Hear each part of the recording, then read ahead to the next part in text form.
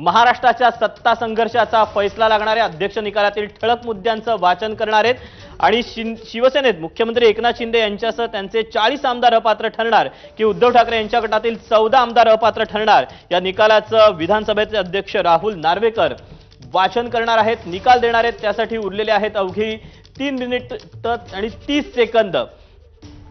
शिवसेनेत झालेल्या ऐतिहासिक बंडानंतर पक्षाच्या दोन्ही गटांनी म्हणजेच शिंदे आणि ठाकरे गटाकडून एकमेकांच्या आमदारांना अपात्र ठरवण्यासाठी याचिका दाखल केल्या होत्या। या प्रकरणात आतापर्यंत 2 लाखाहून अधिक पुराव्यांची कागदपत्र दाखल करण्यात आली।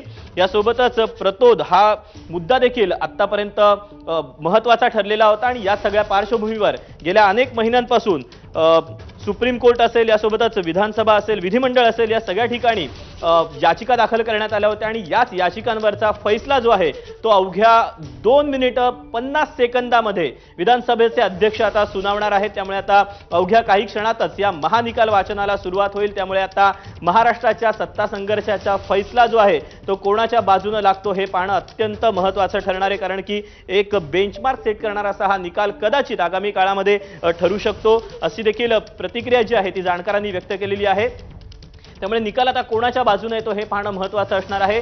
दोन्ही गटाकडून आपल्याच बाजूने निकाल येईल असे देखील दावे करण्यात येत आहेत। त्यामुळे आता अवघ्या 2 मिनिटांमध्ये हा निकाल जो आहे त्याचे जे ठळक मुद्दे आहेत ते विधानसभेचे अध्यक्ष राहुल नार्वेकर हे वाचून दाखवणार आहेत। विधानसभेचे अध्यक्ष राहुल नार्वेकर यांच्यासमोर सप्टेंबर 2023 ते डिसेंबर 2023 या कालावधीत शिवसेनेच्या आमदारांची जी आहे ती सुनावणी पूर्ण झाली आणि त्यानंतर आता अवघ्या काही मिनिटांमध्ये किंबहुना 2 मिनिटांमध्येच राहुल नार्वेकर हे आता निकाल जो आहे तो वाचून दाखवतील।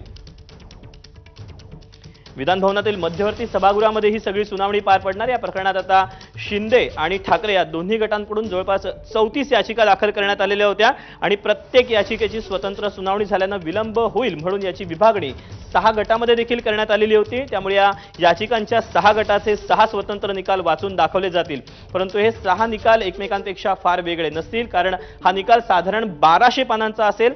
याचिकेच्या प्रत्येक गटाचा निकाल हा 200 पानांहून अधिक आहे। त्यामुळे निकालादरम्यान केवळ ठळक मुद्दे जे आहेत ते विधानसभेचे अध्यक्ष राहुल नार्वेकर हे वाचून दाखवतील आणि या सुनावणीसाठी दोन्ही गटाचे याचिकाकर्ते जे आहेत त्यांना आणि त्यांच्या वकिलांना देखील बोलावण्यात आलेलं आहे आणि हे सगळे जे वकील आहेत हे देखील दाखल झालेले आहेत।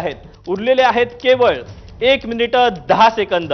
महाराष्ट्राच्या सत्ता संघर्षाचा फैसला केवळ 1 मिनिटामध्ये लागणार आहे। अवघ्या काही क्षणामध्ये आता महानिकालाच्या वाचनाला सुरुवात होणार आहे। महाराष्ट्राच्या सत्ता संघर्षाचा निकाल, पक्षांतर बंदी कायद्याची स्पष्टता आणि त्याची नेमकी व्याख्या काय हे या प्रकरणाच्या निकालानंतर कदाचित स्पष्ट होऊ शकतं। सर्वोच्च न्यायालयाच्या या प्रकरणातील मर्यादा देखील स्पष्ट होतील।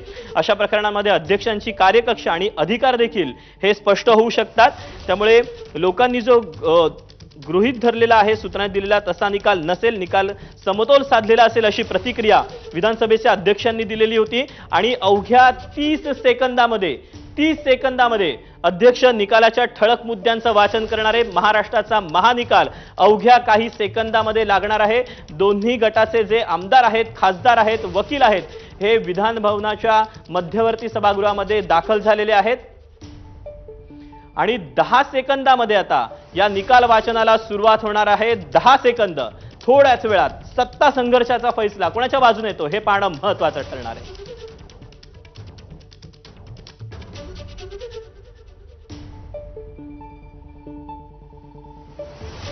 त्यामुळे आता थोड्याच वेळामध्ये महाराष्ट्राच्या सत्ता संघर्षाचा निकाल आहे। अध्यक्ष निकालातील ठळक मुद्द्यांचं वाचन करणार आहेत। त्यामुळे शिंदेचे 40 आमदार आणि ठाकरे गटाचे 14 आमदार यापैकी कोण पात्र ठरणार, कोण अपात्र ठरणार यावर संपूर्ण या निकालावर यांचं भवितव्य अवलंबून असणार आहे। शिवसेना आमदार अपात्रतेसंदर्भातल्या या निकालाला आता अवघ्या क्षणात सुरुवात होणार आहे।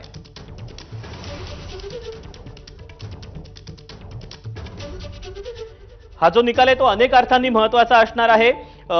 अनेक ज्या गोष्टी आहेत त्या देखील या निकालातून स्पष्ट होणार आहेत। पक्षांतर बंदी कायद्याची स्पष्टता की 10वं जे शेड्यूल आहे त्याच्याप्रमाणे पक्षांतर बंदी किंवा जे विविध मुद्दे गेल्या काही दिवसांपासून सातत्याने चर्चेले जात आहेत, विविध मुद्द्यांवरून आक्षेप घेतले जात आहेत, त्या पक्षांतर बंदी कायद्याची स्पष्टता आणि व्याख्या देखील या प्रकरणाच्या निकालानंतर स्पष्ट होईल। त्यानंतर सर्वोच्च न्यायालयाचं जो प्रकरण होतं त्याच्या देखील मर्यादा स्पष्ट होतील आणि हे जे सगळं प्रकरण आहे या सगळ्या प्रकरणामध्ये विधानसभेचे जे अध्यक्ष असतात त्यांची जी कार्यकक्ष आहे आणि त्यांचे जे अधिकार आहेत हे देखील स्पष्ट होतील।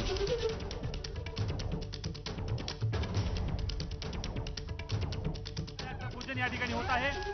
त्याचबरोबर सरसेनापती हिंदुहृदय सम्राट बाळासाहेबजी ठाकरे यांच्या प्रतिमेचं पूजन महाराष्ट्राचे तेव्हा विधान भवनातील मध्यवर्ती सभागृहामध्ये ही सुनावणी पार पडणार आहे। या प्रकरणामध्ये शिंदे आणि ठाकरे गटाकडून जवळपास 34 याचिका दाखल करण्यात आलेल्या होत्या। प्रत्येक याचिकेची स्वतंत्र सुनावणी झाल्यानं कदाचित विलंब होईल, यासाठी विधानसभा अध्यक्षांनी 6 गटामध्ये त्याची विभागणी केलेली होती। यामुळे या 6 गटांचे 6 स्वतंत्र निकाल वाचून दाखवले जातील आणि हा निकाल साधारणतः 1200 पानांचा असणार आहे। याचिकेच्या प्रत्येक गटाचा निकाल हा 200 पानांहून अधिक आहे आणि निकालादरम्यान केवळ यातील ठळक मुद्दे अध्यक्ष राहुल नार्वेकर वाचून दाखवणार आहे। या सुनावणीसाठी दोन्ही गटाचे याचिकाकर्ते आणि वकील जे आहेत ते विधान भवनामध्ये दाखल झालेले आहेत। कुठल्याही क्षणी आता या निकालाच्या वाचनाला सुरुवात होणार आहे। आपण दोन दृश्य पाहतोय, एकीकडे मुख्यमंत्र्यांचा नियोजित कार्यक्रम तर दुसरीकडे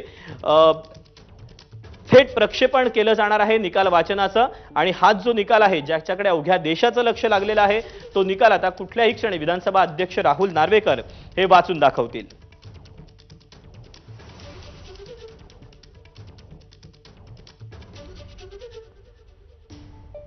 हा निकाल वाचून दाखवल्यानंतर तो सर्वोच्च न्यायालयात पाठवण्यात येणार नाही। या निकालाला दोन्हीपैकी एका गटाकडून आव्हान जर दिलं गेलं तर मात्र हे सर्व प्रकरण जे आहे ते सर्वोच्च न्यायालयात जाईल। परंतु या निकालात महत्त्वाच्या गोष्टी ज्या आहेत त्या देखील स्पष्ट होतील असा दावा देखील विधिमंडळ कार्यालयाकडून करण्यात आलेला आहे। त्यामुळे एकीकडे निकालाची प्रतीक्षा आहे तर दुसरीकडे मुख्यमंत्री जे आहेत ते आपल्या नियोजित कार्यक्रमामध्ये दाखल झालेले आहेत। त्यामुळे आता एकीकडे काय नेमका निकाल येतो याची उत्सुकता लागून राहिलेली आहे। दोन्ही गटाचे जे कार्यकर्ते आहेत त्यासोबतच अध्यक्ष आहेत, दोन्ही गटाचे आमदार खासदार हे देखील विधान भवनामध्ये दाखल झालेले आहेत। त्यामुळे आता काय नेमका निकाल येतो हे पाहणं महत्त्वाचं ठरणार आहे। गेल्या अनेक दिवसांपासून या निकालाबद्दल उत्सुकता होती।